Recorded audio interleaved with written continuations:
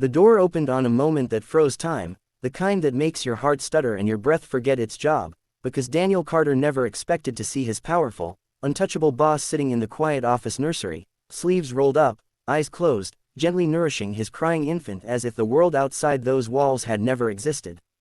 Before the story truly begins, if you believe in kindness, second chances, and the quiet miracles that happen when people choose compassion over judgment, please take a moment to like this video, share it with someone who needs hope today, comment below, and subscribe to the channel, and tell us where you're watching from because stories like this connect hearts across the world. Daniel had not slept properly in months, not since life collapsed into a single role he never trained for but had no choice but to master. Being a single father had arrived without warning, like a storm that stripped his world down to bare beams. His wife, Emily, had passed away shortly after childbirth, leaving behind a fragile baby boy named Noah and a man who felt painfully unprepared to raise a life while still grieving the love he lost. Every morning began with exhaustion and ended with guilt, because no matter how hard he tried, Daniel always felt like he was failing someone, either his son or the demanding corporate job that barely paid enough to keep them afloat. He worked late, took extra shifts, and learned to survive on cold coffee and whispered promises to Noah that someday things would be better, even though he wasn't sure how or when. The company Daniel worked for was led by Margaret Whitmore, a woman known throughout the industry as brilliant, ruthless, and emotionally distant. She built her empire with precision and steel, and employees often whispered that she had no room in her life for softness or mistakes.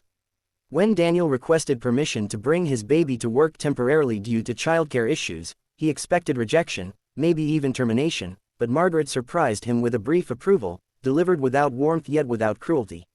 A small unused office was converted into a nursery, and Daniel brought Noah in every day, balancing spreadsheets with lullabies, deadlines with diaper changes, constantly terrified that one mistake would cost him everything.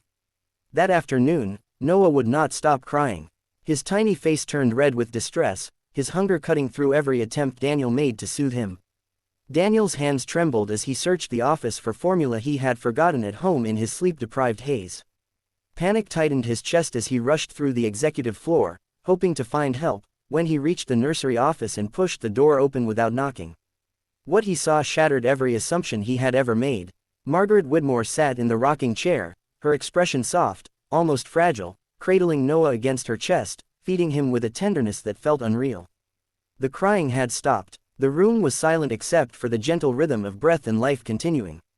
Daniel stood there, ashamed, shocked, and overwhelmed, unable to reconcile the woman before him with the legend he thought he knew.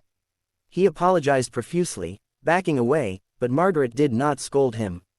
Instead, she looked at him with tired eyes that held a lifetime of loss, and in that look, something unspoken passed between them.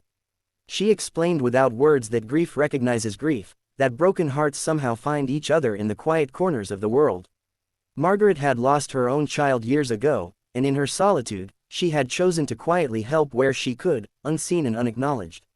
Noah's hunger had stirred a pain she carried every day, and for a brief moment, she allowed herself to feel useful again. From that day forward, things began to change in ways Daniel never imagined. Margaret adjusted Daniel's workload without reducing his pay, arranged flexible hours, and ensured Noah's needs were never an inconvenience. But more than that, she began to see Daniel not as an employee, but as a father fighting to stay afloat.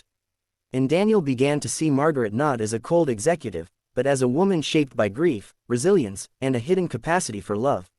Their interactions remained professional, yet something warmer lived beneath the surface, a shared understanding that pain does not make us weak, it makes us human. Months passed, and Daniel grew stronger, more confident, learning that asking for help did not mean failure. Noah thrived, his laughter echoing through the office halls, a reminder that life insists on continuing, even after tragedy. Margaret found herself smiling more, staying later in the nursery just to watch Noah sleep, as if healing could be borrowed in small doses.